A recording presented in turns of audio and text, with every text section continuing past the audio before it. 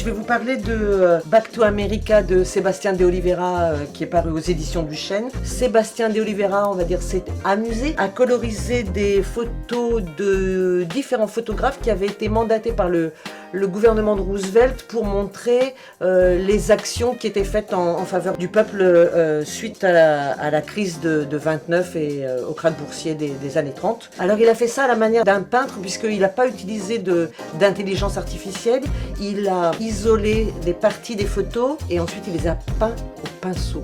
Et moi, ce côté artisanal, ça m'a tout de suite séduit. En même temps, c'est une période que j'aime beaucoup pour les vêtements, pour les bagnoles. On voit aussi quand même les gens qui sont... Alors, ils sont pas sortis de la crise, on est quand même dans une période entre un krach boursier et la Deuxième Guerre mondiale. Il y a un flottement comme ça, et on verra ça sur certaines photos de gens qui prennent la route. Mais on a en même temps cette joie de vivre de lycéennes qui sont habillées avec des fringues colorées, j'adore. Il n'y a pas dénaturé l'esprit des photos en noir et blanc d'origine. Voilà, je vous le conseille vivement, c'est un plaisir pour les yeux, on découvre toujours quelque chose à chaque lecture. J'ai ressenti ça à la lecture de L'Opticien de Lampedusa de Anne Jane Kirby, qui est paru maintenant aux éditions J'ai lu. En fait, au départ, tout commence tranquille. Notre opticien de Lampedusa part pour un week-end avec sa femme et des amis à bord d'un bateau. Il fait beau, la nuit se passe tranquille. Et puis le matin, il se réveille le premier. Et, il profiterait bien de son café si les mouettes n'étaient pas aussi bruyantes. Et en scrutant la mer, il se rend compte que ce n'est pas des mouettes, mais des femmes et des hommes dont l'embarcation vient de couler. Et ils sont des centaines. Et il ne va pas pouvoir les sauver tous. Ça m'a vraiment foutu une claque parce que je crois que comme tout le monde, j'entends des chiffres, j'entends des témoignages à la radio, mais c'est comme ça, en fond.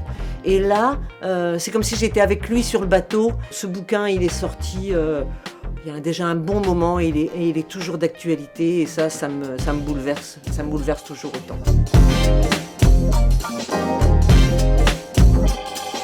Les larmes montent à chaque fois que je le lis et que je le raconte aux clients. Il s'agit de La première fois que je suis née de Vincent Cuvelier et Charles Dutertre aux éditions Gallimard. On va, à travers les premières fois, suivre la vie d'une petite fille. Il faut que je vous montre pour que vous puissiez mieux comprendre.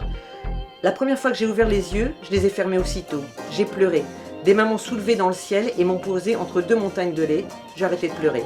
J'ai ouvert les yeux pour la deuxième fois de ma vie et j'ai vu la lumière la plus douce du monde. C'était les yeux de maman. Je vous passe les premières fois et j'en arrive à l'essentiel. La première fois que je l'ai vu, il avait une chemise bleu ciel et des yeux brillants. La première fois que j'ai enlevé sa chemise bleu ciel, ses yeux brillaient toujours. La première fois que je t'ai vu, c'était toi qui fermais les yeux et c'était moi la mère. La première fois que tu es née, c'est la deuxième fois que je suis née. Ah, je l'adore.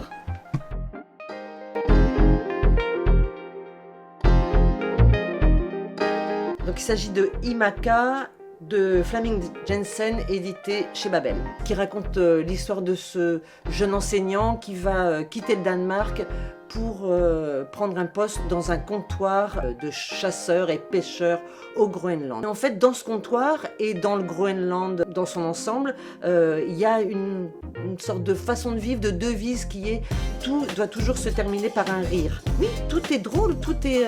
on peut pas s'attrister de quelque chose. Les habitants de ce village vont faire en sorte que la situation se retourne. Pour autant, en fond, il y a quand même un sujet plus profond qui est la colonisation, ou en tout cas la modernisation d'un peuple qui a des traditions fortes, mais qui en même temps a envie d'un peu de progrès, mais à quel prix ?